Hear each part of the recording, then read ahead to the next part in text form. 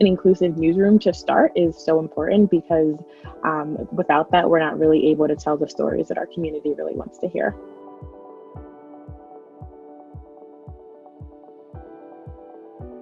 The focus of this conversation is how to foster an inclusive news ecosystem. What does it mean when you hear inclusive news ecosystem?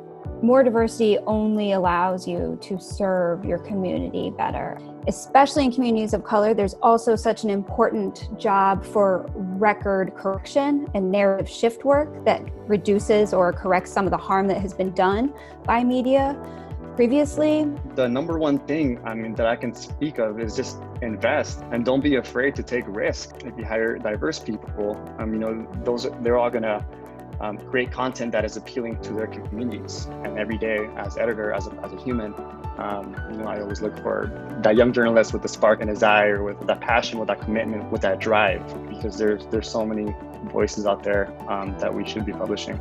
I think a lot kind of in terms of engagement, just being an engagement editor at the Los Angeles Times, something that we do on our team a lot is really just thinking, what are the best ways that we can engage our audience? What are the best ways that we can reach out to audiences who have been traditionally underserved by legacy institutions like the Times? So I think one great thing about our job is that we can really utilize social media to really reach so many people that we've neglected in the past. Especially during the pandemic, for example, we've been working really hard at creating an Instagram account just for coronavirus news.